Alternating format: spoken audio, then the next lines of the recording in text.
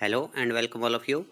Today we are going to discuss the topic of effects of public expenditure, यानी जो सार्वजनिक व्यय है उसका जो है क्या क्या प्रभाव एक देश की अर्थव्यवस्था में होता है, उसके बारे में डिस्कस करेंगे। तो काफ़ी इम्पोर्टेंट जो टॉपिक है, सबसे पहले हम जो है सार्वजनिक व्यय के बारे में जानते हैं कि सरकार के जो सभी अंग होते हैं, सरकार के जो संस्थाएं हैं या सरकार के जो अधिकारी होते हैं, उनके द्वारा जो भी व्यय किया जाता है जिस जो देश के कल्याण के लिए आवश्यक होता है, जो विभिन्न प्रकार की कल्याणकारी योजनाओं के ऊपर व्यय किया जाता है, तो उस व्यय को हम जो है सार्वजनिक व्यय में शामिल करते हैं। तो कुल मिलाकर के चाहे वो राज्य सरकार हो, चाहे वो केंद्र सरकार हो, चाहे वो स्थानीय सरकार हो, या जो सरकार की जो संस्थाएं हैं, अलग अलग जो संस्थाएं हैं, अलग अलग उसके डिपार्टमेंट है, विभाग है, या जो सरकार के जो अधिकारी होते हैं, उन सभी के द्वारा जो भी एक्सपेंडिचर किया जाता है सरकार के अकाउंट में से, जो गवर्नमेंट का जो मनी होती है उसको जब व्यय किया जाता है तो उसे हम जो सार्वजनिक व्यय कहते हैं। सार्वजनिक व्यय का प्रभाव एक देश की सरकार के द्वारा जो व्यय किया जाता है उसके पीछे उसके अनेक उद्देश्य होते हैं। जैसे एक देश की सरकार का जो उद्देश्य है वो अलग अलग हो सकता है कि एक देश की सरकार कीमतों में स्थिरता लाना चाहती है, एक देश की सरकार विकास करना चाहती है, एक देश की सरकार जो है समाज कल्याण के कार्यों को बढ़ाना चाहती है, एक देश की सरकार शिक्षा को बढ़ाना चाहती है, एक देश की सरकार जो वो चिकित्सा की व्यवस्था अधिक मात्रा में करना चाहती है। तो जो भी सरकार के जो उद्देश्य होते हैं उन उद्देश्यों के लिए जो है एक व्यय किया जाता है। तो जो व्यय होता है वो जो उद्देश्य होते हैं उनको देख करके किया जाता है और फिर उन्हीं उद्देश्यों के अनुसार जो है सार्वजनिक व्यय का प्रभाव भी हमें देखने को मिलता है। जैसे सरकार ने सरकार का उद्देश्य जो वो रोजगार बढ़ाना है, तो ऐसे में सरकार जो व्यय करेगी उसका रोजगार के ऊपर प्रभाव पड़ेगा। सरकार का जो उद्देश्य है वो आर्थिक समानता लाना है, तो ऐसे में सरकार जो है एक्सपेंडिचर के माध्यम से उस आर्थिक समानता को प्राप्त करेगी, तो वो जो आर्थिक समानता के मामले में जो है सार्वजनिक व्यय का प्रभाव होगा। तो इस प्रकार से एक देश के अंदर जो सार्वजनिक व्यय किया जाता है उसका एक देश के उत्पादन के ऊपर, उसका एक देश के रोजगार के स्तर के ऊपर, उसका एक देश के अंदर जो धन का वितरण है उस पर, एक देश के अंदर जो कीमत स्तर है उसके ऊपर, और जो विकास का लेवल है उसके ऊपर, और समाज कल्याण जो है उसके ऊपर एक देश का जो सार्वजनिक व्यय काफी ज्यादा प्रभाव डालता है। तो ये जो प्रभाव है, चाहे वो उत्पादन के ऊपर हो, चाहे वो रोजगार के ऊपर हो, चाहे धन के वितरण पर हो, चाहे कीमत स्तर पर हो, चाहे विकास पर हो, चाहे समाज कल्याण पर हो, इन्हीं को ही हम जो है एक देश के जो सार्वजनिक व्यय उसका प्रभाव मानते हैं। और अब हम जो है एक एक करके बिंदुवार जो है इन सभी बिंदुओं को डिस्कस करते हैं कि किस किस प्रकार से किन किन के ऊपर जो वो एक देश के जो सार्वजनिक व्यय होता है उसका प्रभाव पड़ता है। तो एक देश का जो सार्वजनिक व्यय है उसका प्रभाव जो है उत्पादन पर पड़ता है। तो सार्वजनिक व्यय का उत्पादन पर प्रभाव, सार्वजनिक व्यय का वितरण पर प्रभाव, सार्वजनिक व्यय का उपभोग पर प्रभाव, सार्वजनिक व्यय का आर्थिक स्थिरता पर प्रभाव, सार्वजनिक व्यय का रोजगार पर प्रभाव, सार्वजनिक व्यय का आर्थिक विकास पर प्रभाव और अन्य प्रभाव। तो अब हम इन्हीं बिंदुओं को एक एक करके डिस्कस करते हैं कि भी किस किस प्रकार से एक देश के अंदर जो सार्वजनिक व्यय होता है वो इनको प्रभावित करता है। तो हम शुरुआत करते हैं उत्पादन से। सार्वजनिक व्यय से जो है एक देश के अंदर उत्पादन काफी हद तक प्रभावित होता है। यानी एक देश के अंदर जब सार्वजनिक व्यय किया जाता है तो उससे एक देश के अंदर उत्पादन की मात्रा भी बढ़ती है और जो उत्पादन होता है उस उत्पादन करने की क्षमता जो होती है उसमें भी वृद्धि होती है। तो डाल्टन के अनुसार सार्वजनिक व्यय का जो उत्पादन पर निम्न प्रभाव पड़ता है। तो हम देखते हैं कि उत्पादन पर क्या क्या प्रभाव पड़ता है। पहला, काम और बचत करने की क्षमता में वृद्धि। अब देखिए एक देश के अंदर काम जो होता है वो एक व्यक्ति कम करेगा या ज्यादा करेगा ये उसकी जो कार्यकुशलता पर निर्भर करता है, कार्यकुशलता और क्षमता के ऊपर निर्भर करता है। तो जब एक देश की सरकार निवेश करती है या सार्वजनिक व्यय करती है शिक्षा के ऊपर, वो व्यय करती है चिकित्सा के ऊपर, वो व्यय करती है प्रशिक्षण के ऊपर, और जब इस प्रकार के व्यय किए जाते हैं सरकार के द्वारा तो उससे एक देश के अंदर जो लोग हैं उनकी काम करने की क्षमता और कुशलता में वृद्धि होती है। तो जब एक देश के अंदर काम करने की क्षमता में वृद्धि होती है, कुशलता में वृद्धि होती है, तो उसके कारण जो है ज्यादा मात्रा में लोगों को रोजगार के अवसर प्राप्त होते हैं और जब ज़्यादा मात्रा के अंदर लोगों को रोजगार के अवसर प्राप्त होते हैं तो उनकी इनकम बढ़ती है, और जब उनकी इनकम बढ़ेगी तो उसके कारण जो है वहाँ पर सेविंग बढ़ेगी, और जब बचत बढ़ती है तो वहाँ पर इन्वेस्टमेंट बढ़ेगा, और इन्वेस्टमेंट के कारण जो है प्रोडक्शन में वृद्धि होती है। तो इस प्रकार से एक देश की सरकार जो चाहे चिकित्सा के अंदर इन्वेस्टमेंट करती है, चाहे वो जो है समाज के जो कल्याणकारी योजनाएं हैं उनके ऊपर इन्वेस्टमेंट करती है, चाहे वो शिक्षा के क्षेत्र में, प्रशिक्षण के क्षेत्र में जो इन्वेस्टमेंट करती है, यानी वहाँ पर एक्सपेंडिचर करती है, तो उसके कारण जो है एक देश के अंदर काम और बचत करने की जो लोगों की शक्ति है वो पहले से ज़्यादा हो जाती है। दूसरा, काम और बचत करने की इच्छा में वृद्धि। देखिए, कोई भी व्यक्ति जो काम करना कब चाहता है? जब उसको लगता है कि भी उसके जो काम का जो प्रतिफल है उसको अधिक मिलेगा।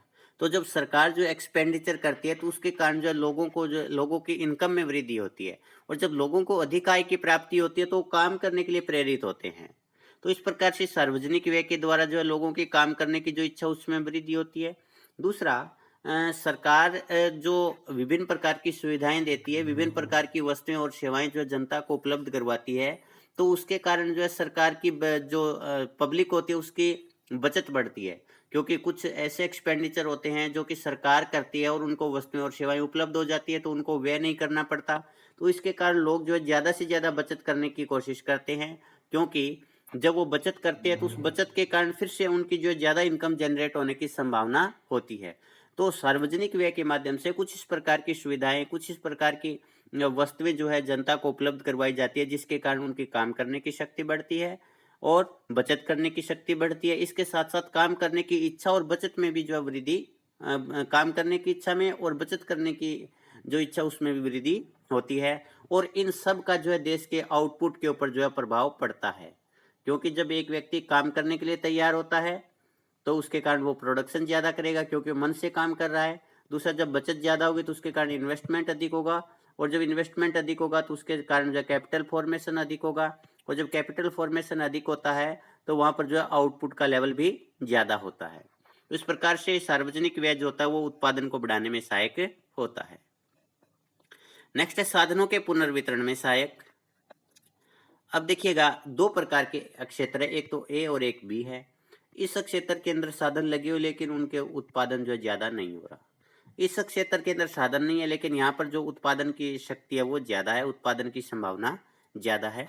तो ऐसे में सरकार क्या करेगी कि इस क्षेत्र के अंदर जो उत्पादन करने वाले हैं उसके ऊपर टैक्स बढ़ा देगी। तो यहाँ पर जो प्रोड्यूसर और प्रोडक्शन नहीं करेंगे तो उसकी वजह से यहाँ के जो संसाधन है वो यहाँ आने की संभावना बनेगी। अब यहाँ पर सरकार क्या करती है? पब्लिक एक्सपेंडिचर करती है, सार्वजनिक व्यय करती है और यहाँ आर्थिक सहायता देती है, यहाँ पर विभिन्न प्रकार की सुविधाएं देती है। तो इस प्रकार से क्या हुआ कि यहाँ जो संसाधन थे वो ज़्यादा प्रोडक्टिव नहीं थे, तो यहाँ के संसाधनों को लगा करके सरकार ने इस सेक्टर में शिफ्ट कर दिया। तो इसके कारण यहाँ पर जो प्रोडक्टिविटी ज़्यादा है तो यहाँ पर उत्पादन अधिक होगा, तो जिसके कारण जो है एक देश के उत्पादन में वृद्धि होती है।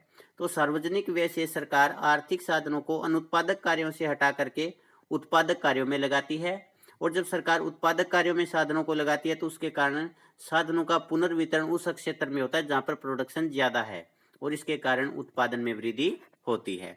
तो इस प्रकार से जो आर्थिक साधन होते हैं जिसमें आप पूंजी शामिल करते हैं, जिसके अंदर जो पूंजीगत वस्तुएं हो सकती है, तो उनको जो है उस क्षेत्र से हटाया जाता है जिस जहाँ पर उत्पादन की संभावना कम होती है, और उस क्षेत्र के अंदर लगाया जाता है जहाँ पर उत्पादन की संभावना ज़्यादा होती है, जिसके कारण जो होता है वो प्रोडक्शन में वृद्धि होती है। और ये किस प्रकार से किया जाता है ये हमने यहाँ पर देखा है कि जहाँ पर प्रोडक्टिविटी ज़्यादा या जिस क्षेत्र के अंदर सरकार संसाधनों को लेकर के जाना चाहती है उस क्षेत्र के अंदर सरकार जो सब्सिडी देती है। नेक्स्ट है विकसित देशों में सार्वजनिक व्यय का उत्पादन पर प्रभाव। देखिए, दो प्रकार के देश होते हैं, एक तो विकसित और दूसरा अविकसित या विकासशील देश होते हैं। तो दोनों ही देशों के अंदर जो पब्लिक एक्सपेंडिचर होता है, सार्वजनिक व्यय होता है, वो जो है उत्पादन को प्रभावित करता है, लेकिन दोनों से देशों के अंदर जो है वो अलग अलग रूप में प्रभावित करता है। तो पहले आप ये देखते हैं कि विकसित देशों में किस प्रकार से सरकार का जो व्यय होता है वो उत्पादन को प्रभावित करता है।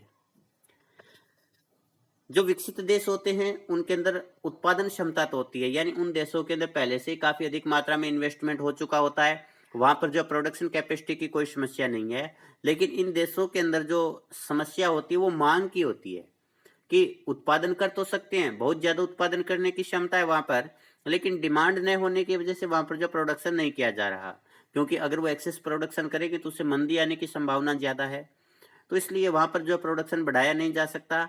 तो ऐसे में जब सरकार सार्वजनिक व्यय करती है तो सार्वजनिक व्यय के परिणाम स्वरूप मांग बढ़ती है, क्योंकि सरकार ने मान लीजिए कि भी इन्वेस्टमेंट करना शुरू किया, तो सरकार जो इन्वेस्टमेंट करती है वो गुणक के अनुसार, मान लीजिए गुणक की वैल्यू 5 है, तो यहाँ पर लोगों की इनकम जो 5 गुना बढ़ेगी, और जब लोगों की इनकम बढ़ती है तो वो डिमांड अधिक करेंगे, और जब डिमांड अधिक करेंगे तो ये जो उत्पादन क्षमता वहाँ पर मौजूद थी उसका प्रयोग होने लगता है।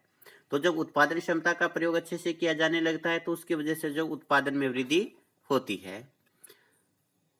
अब ये जो सार्वजनिक व्यय जो होता है, क्या विकसित देशों के अंदर इसमें उत्पादन को अनंत काल तक बढ़ाया जा सकता है? ऐसा नहीं है, कि इसकी भी एक लिमिटेशन है कि सार्वजनिक व्यय जो होता है उसके कारण उत्पादन को तब तक बढ़ाया जा सकता है जब तक पूर्ण रोजगार का स्तर नहीं आ जाता।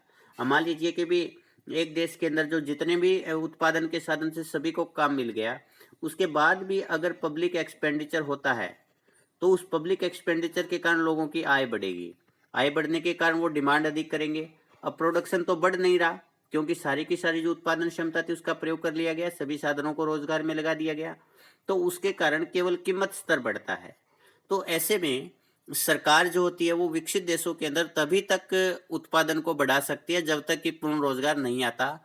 पूर्ण रोजगार आने के बाद भी सरकार को जो है एक्सपेंडिचर नहीं करना चाहिए, क्योंकि उसके बाद अगर सरकार एक्सपेंडिचर करती है तो उसके कारण जो उत्पादन बढ़ने के स्थान पर कीमतें बढ़नी शुरू हो जाती है, एक देश के अंदर जो वो महंगाई आने लगती है या मुद्रास्फीति की स्थिति पैदा हो जाती है। तो इस प्रकार से एक देश के जो विकसित देश है, विकसित देश के अंदर भी जो है सरकार उत्पादन को बढ़ा सकती है। नेक्स्ट है अविकसित देशों में सार्वजनिक व्यय का उत्पादन पर प्रभाव। तो इससे पहले हमने देखा था कि जो डेवलप्ड कंट्रीज है उनके अंदर जो पब्लिक एक्सपेंडिचर होता है वो किस प्रकार से उत्पादन को बढ़ाने में सहायक होता है। अब हम देखते हैं कि अविकसित देशों के अंदर उत्पादन के ऊपर जो सार्वजनिक व्यय का क्या प्रभाव पड़ता है। अल्पविकसित देश जो होते हैं वहां पर बचत कम होती है, क्योंकि जो सेविंग होती है वो इनकम के ऊपर निर्भर करती है, और अल्पविकसित देशों के अंदर लोगों की इनकम कम होती है, इसलिए वहां पर सेविंग का लेवल भी कम होता है। तो जब सेविंग ही कम है तो वहां पर जो इन्वेस्टमेंट भी कम होगा, और जब इन्वेस्टमेंट कम होगा तो उसके कारण पूंजी निर्माण भी कम होगा, और पूंजी निर्माण कम होने का मतलब है कि वहां पर उत्पादन की जो क्षमता है वो कम है, उत्पादन की क्षमता कम है, क्योंकि उत्पादन की क्षमता जो होती है पूंजी के ऊपर निर्भर करती है, तो वह पूंजी कम है, इसलिए वहां पर उत्पादन की क्षमता कम है, और उत्पादन की क्षमता कम होने के कारण वहां पर उत्पादन कम होता है। तो ऐसे में जब सरकार एक्सपेंडिचर करती है तो सरकार का जो व्यय होता है वो जो है पब्लिक की इनकम होती है, और सरकार जो निवेश करती है या व्यय करती है उसके कारण आय में कई गुना ज्यादा वृद्धि होती है, और जब आय के अंदर वृद्धि होती है तो उसके कारण जो है लोगों की बचत बढ़ती है, और जब बचत बढ़ेगी तो उसके कारण जो वो इन्वेस्टमेंट अधिक करेंगे, और इन्वेस्टमेंट के कारण जो वो पूंजी निर्माण में वृद्धि होगी, और जब पूंजी निर्माण में वृद्धि होगी तो उस देश के अंदर नई नई मशीनें लगेंगी, अधिक मात्रा में उद्योगों की स्थापना होगी, और जब इस प्रकार की स्थिति होती है तो उसके कारण एक देश के अंदर उत्पादन क्षमता में वृद्धि होती है, और जब एक देश के अंदर उत्पादन क्षमता में वृद्धि होती है तो उसके कारण वहां पर जो प्रोडक्शन में भी वृद्धि होती है। दूसरे, जब सार्वजनिक व्यय से आधारभूत ढांचे का विकास होता है, कि जब सरकार आधारभूत ढांचे में इन्वेस्टमेंट करती है, आधारभूत ढांचे का मतलब क्या है कि जो यातायात के साधन है उसके अंदर सरकार ने इन्वेस्टमेंट किया, सड़कों का सरकार ने निर्माण किया, सरकार ने बैंकिंग सेक्टर को मजबूत बनाया, सरकार ने जो आधारभूत उद्योग थे उनकी स्थापना में निवेश किया, तो उसके कारण इन्वेस्टमेंट के अंदर वृद्धि होती है, और इन्वेस्टमेंट के अंदर वृद्धि होने के कारण जो प्रोडक्शन के अंदर भी वृद्धि होती है। तो इस प्रकार से सरकार एक तरफ लोगों की बचत बढ़ा करके इन्वेस्टमेंट बढ़ाती है, दूसरी तरफ आधारभूत ढांचे का विकास होता है उसके कारण डायरेक्ट इन्वेस्टमेंट होता है, दूसरा आधारभूत ढांचे का विकास होने के कारण जो प्राइवेट सेक्टर होता है वो भी इन्वेस्टमेंट करने लगता है, और प्राइवेट सेक्टर के द्वारा इन्वेस्टमेंट करने से उत्पादन में भी और ज्यादा वृद्धि होती है। दूसरा, जब सार्वजनिक व्यय के कारण जो मानवीय पूंजी का निर्माण होता है, मानवीय पूंजी का मतलब जब देश के अंदर लोग उनको शिक्षा अच्छी मिलती है, उनको अच्छा स्वास्थ्य मिलता है, उनको अच्छी ट्रेनिंग मिलती है, तो उसके कारण जो उनकी कार्यकुशलता उनकी क्षमता उसमें वृद्धि होती है। तो जब कार्यकुशलता में वृद्धि होती है तो उसके कारण जो है उत्पादकता बढ़ेगी और उत्पादकता बढ़ने से उत्पादन में वृद्धि होती है। तो इस प्रकार से जो अविकसित देश है, अविकसित देशों में एक तरफ सरकार का एक्सपेंडिचर बचत को बढ़ा करके, निवेश को बढ़ा करके उत्पादन को बढ़ाता है। दूसरा, आधारभूत ढांचे में निवेश होने से जो है उत्पादन में वृद्धि होती है। और तीसरा जो है मानवीय पूंजी निर्माण के अंदर इन्वेस्टमेंट होने से जो है कार्यकुशलता बढ़ेगी और कार्यकुशलता के बढ़ने से उत्पादन में वृद्धि होती है। आगे, कृषि क्षेत्र को आर्थिक सहायता और आगति देने से उत्पादन बढ़ता है। अब जो पब्लिक एक्सपेंडिचर होता है, वो पब्लिक एक्सपेंडिचर जो होता है वो एग्रीकल्चर सेक्टर में भी सरकार करती है। सरकार जो होती है कृषि क्षेत्र को सब्सिडी देती है। जैसे अभी हरियाणा के अंदर प्रेजेंट के अंदर जो डिग्गी बनाते हैं उसके ऊपर जो 85% तक सरकार सब्सिडी दे रही है। जो फुहारा सिस्टम सरकार जो लगाते हैं उसके ऊपर 85% तक सब्सिडी सरकार दे रही है। इसी प्रकार से एग्रीकल्चर के अंदर जो बिजली के कनेक्शन है ट्यूबवेल के लिए, उसके ऊपर भी सरकार जो काफी सस्ती दरों के ऊपर जो बिजली उपलब्ध करवाती है।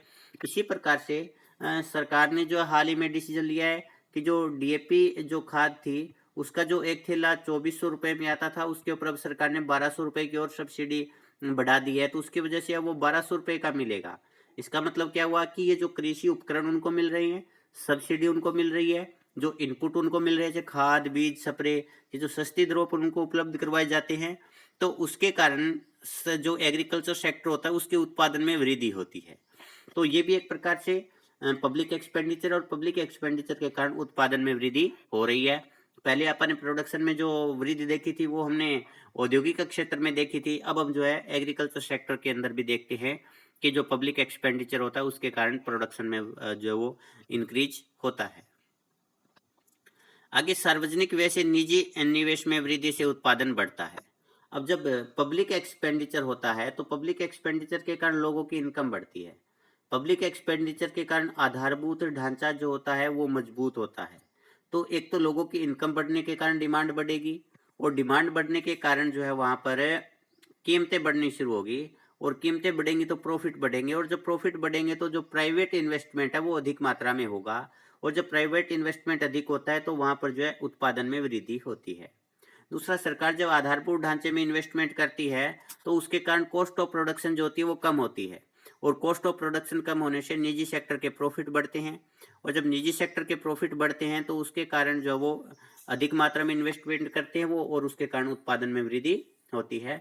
और तीसरा, जब सार्वजनिक व्यय किया जाता है तो उसके कारण जो वो अधिक जो कुशल श्रमिक होते हैं, इंजीनियर होते हैं, या अन्य प्रकार के जो टेक्नीशियन होते हैं, विशेषज्ञ होते हैं, वो उपलब्ध हो जाते हैं। तो जब इनकी सेवाएं निजी क्षेत्र को मिलती है तो उसके कारण निजी क्षेत्र के प्रॉफिट के अंदर जो प्रॉफिट है वो बढ़ता है, और उसके कारण वहां पर निवेश बढ़ेगा, और निवेश बढ़ने से उत्पादन बढ़ता है। तो इस प्रकार से जो प्राइवेट जो गवर्नमेंट सेक्टर का इन्वेस्टमेंट होता है उसका जो एक्सपेंडिचर होता है वो निजी क्षेत्र के अंदर निवेश को बढ़ाता है, और निजी क्षेत्र में निवेश बढ़ने से उत्पादन बढ़ता है। इसके बाद है सार्वजनिक व्यय का वितरण पर प्रभाव। तो अभी तक हमने देखा था कि जो पब्लिक एक्सपेंडिचर होता है वो किस प्रकार से उत्पादन को बढ़ाने में मदद करता है या उत्पादन के ऊपर प्रभाव डालता है। अब हम ये देखते हैं कि सार्वजनिक व्यय जो वितरण के ऊपर क्या प्रभाव डालता है। जो पब्लिक एक्सपेंडिचर या जो सार्वजनिक व्यय होता है उसका जो एक उद्देश्य होता है देश के अंदर जो धन है उसके वितरण में समानता लाना, देश के जो संसाधन है उन संसाधनों के वितरण के अंदर समानता लाना, और विभिन्न जो अक्षेत्र है उनके अंदर जो है एक जैसा विकास हो या अक्षेत्रीय समानता है, इस प्रकार के जो प्रयास होते हैं वो सरकार के रहते हैं। तो जब सरकार पब्लिक एक्सपेंडिचर के माध्यम से ये उद्देश्य प्राप्त करने की कोशिश करती है तो इससे जो सार्वजनिक व्यय होता है उसका वितरण के ऊपर प्रभाव पड़ता है। तो सार्वजनिक व्यय का वितरण के ऊपर क्या क्या प्रभाव पड़ता है, किस प्रकार से सार्वजनिक व्यय जो है धन, संसाधन और क्षेत्रीय समानता को लाने में सहायक होता है, उसको अब हम जो है एक एक करके डिस्कस करते हैं। पहले अक्षेत्रीय असमानता को दूर करना। अब पहले आप अक्षेत्रीय असमानता का अर्थ देखते हैं कि जो अलग अलग क्षेत्र होते हैं, जैसे मान लीजिए कि एक जो है उद्योग है और दूसरा जो है वो कृषि क्षेत्र है।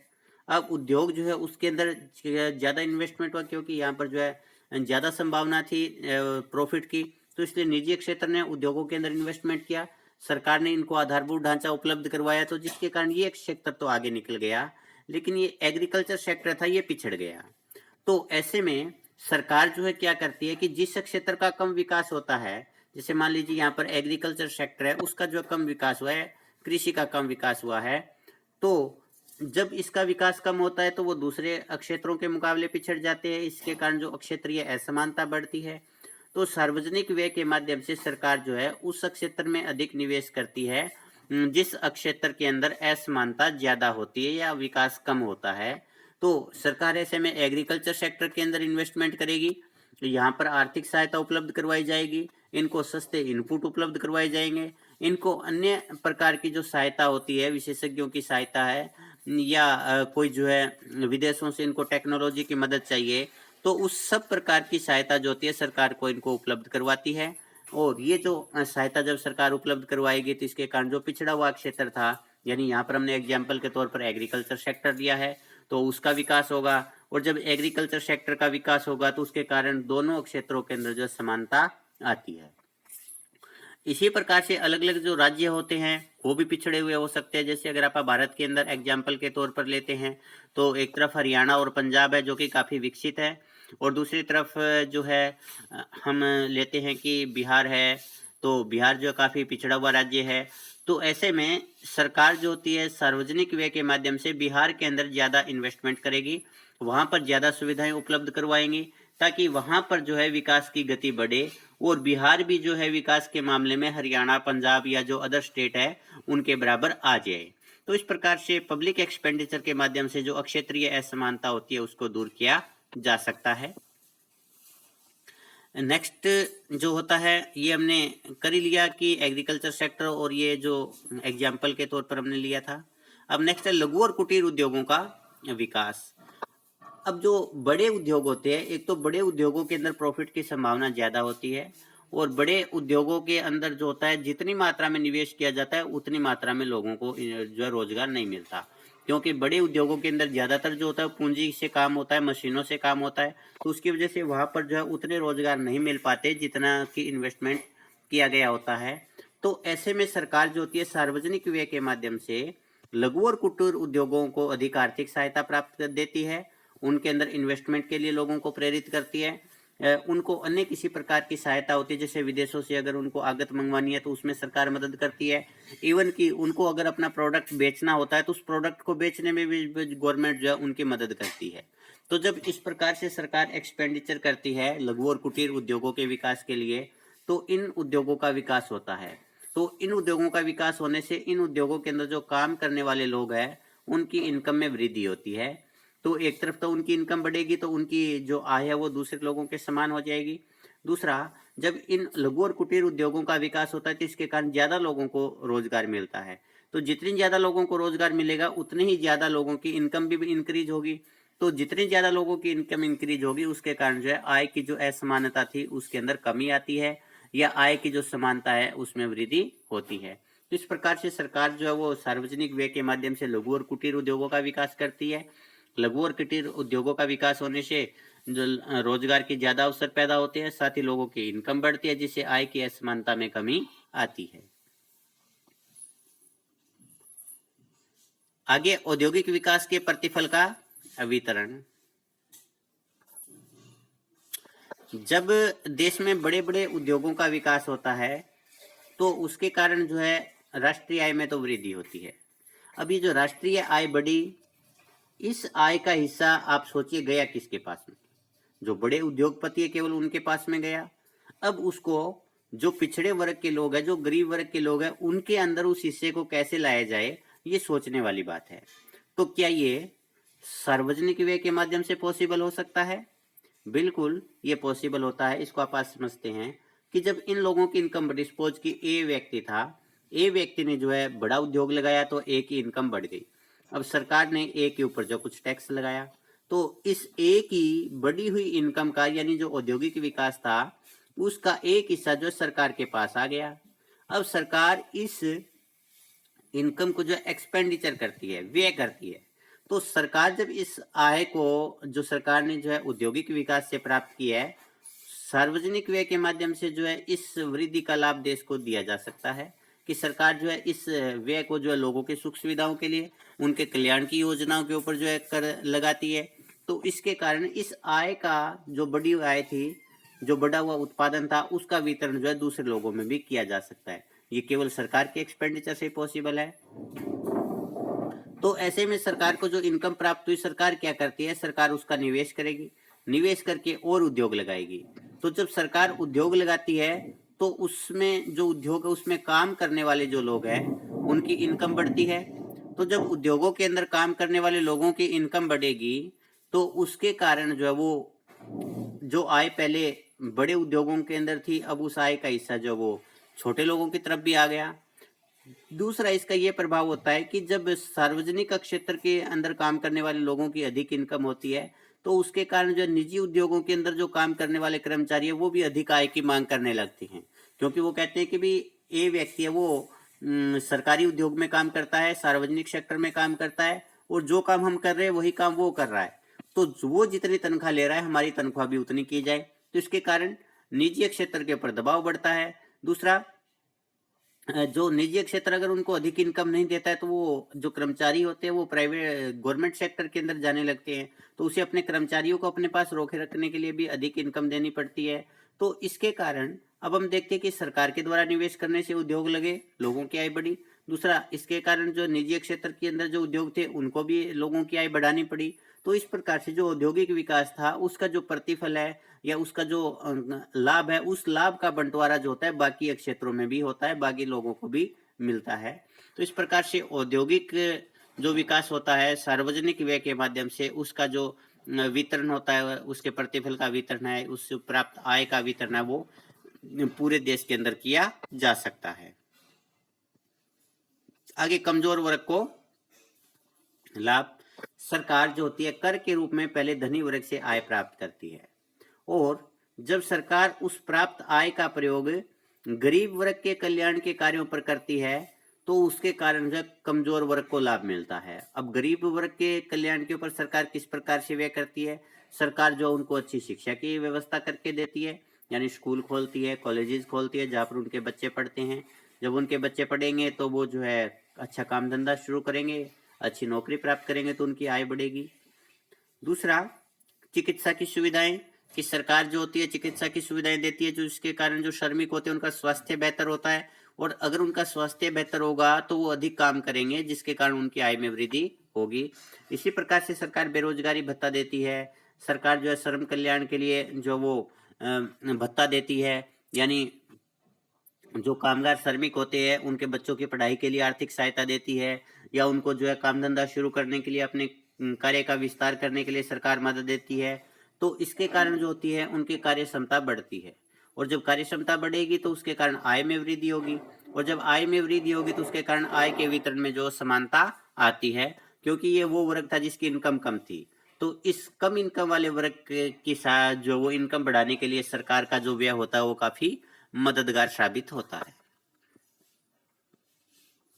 आगे, निर्धन की कार्य करने की क्षमता में वृद्धि।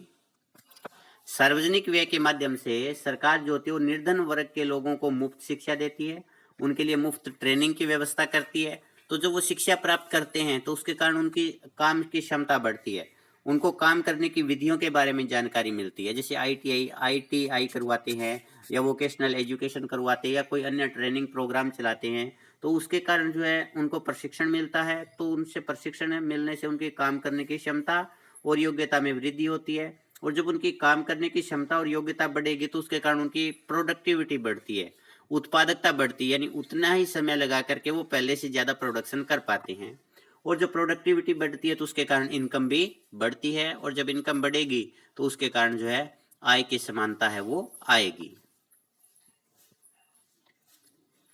इसके अलावा सरकार जो है निर्धन वर्ग के लोगों को जो है सस्ता ऋण भी उपलब्ध करवाती है। तो ये जो निर्धन वर्ग के लोग थे ये सस्ता ऋण लेकर के अपना कोई ना कोई काम धंधा शुरू कर सकते हैं, और जब ये कोई अपना खुद का व्यवसाय शुरू करते हैं तो इसके कारण उनकी इनकम बढ़ती है, और इनकम बढ़ने के कारण जो है इनकी आय की जो समानता है उसमें वृद्धि होती है। आगे, महिलाओं की आय में वृद्धि।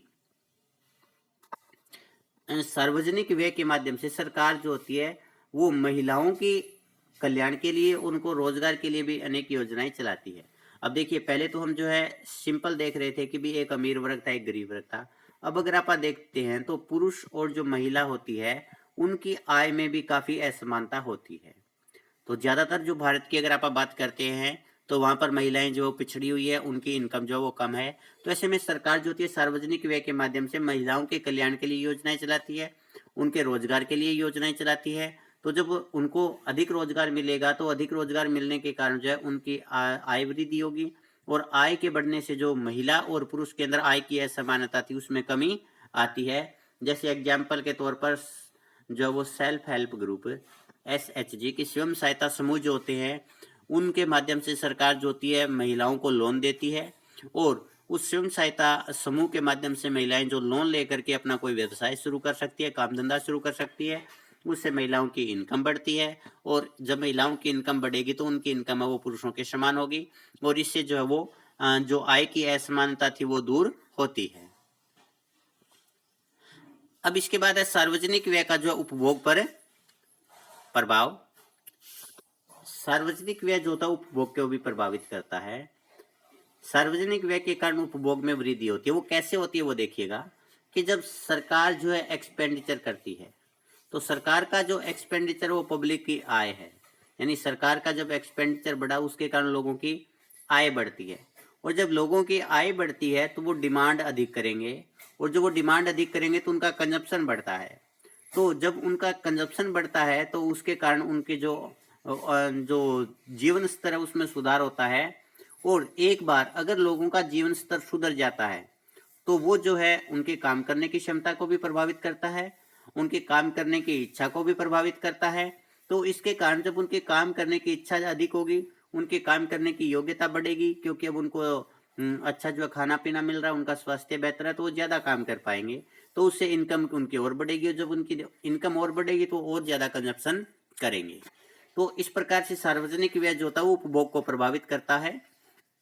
दूसरा, सरकार जो होती है वो लोगों को ऋण देती है कंजप्शन के लिए, उपभोग के लिए, या लोगों को डायरेक्ट जो होती है वस्तुएं और सेवाएं उपलब्ध करवाती है। तो इस प्रकार से जब सरकार से ऋण मिलता है उनको, सरकार से उनको सब्सिडी मिलती है, सरकार से उनको आर्थिक सहायता मिलती है, सरकार से उनको जो है प्रत्यक्ष रूप से वस्तुएं और सेवाएं प्राप्त होती है, तो उसके कारण भी जो है लोगों का उपभोग बढ़ता है। तो इस प्रकार से हम देखते हैं कि जो सार्वजनिक व्यय होता है उस सार्वजनिक व्यय का जो है उपभोग के ऊपर भी काफी ज्यादा प्रभाव पड़ता है। तो इस प्रकार से अभी तक हमने जो है देखा कि सार्वजनिक व्यय जो होता है वो उत्पादन को भी प्रभावित करता है, सार्वजनिक व्यय जो होता है वितरण को भी प्रभावित करता है, और सार्वजनिक व्यय जो है वो उपभोग को भी प्रभावित करता है। तो इस लेक्चर के अंदर अभी के लिए हम जो वो इतना ही करेंगे। आगे के जो पार्ट है वो हम नेक्स्ट वीडियो के अंदर करेंगे। तो नेक्स्ट वीडियो का इंतजार कीजिएगा। अब तक के लिए इतना ही। धन्यवाद।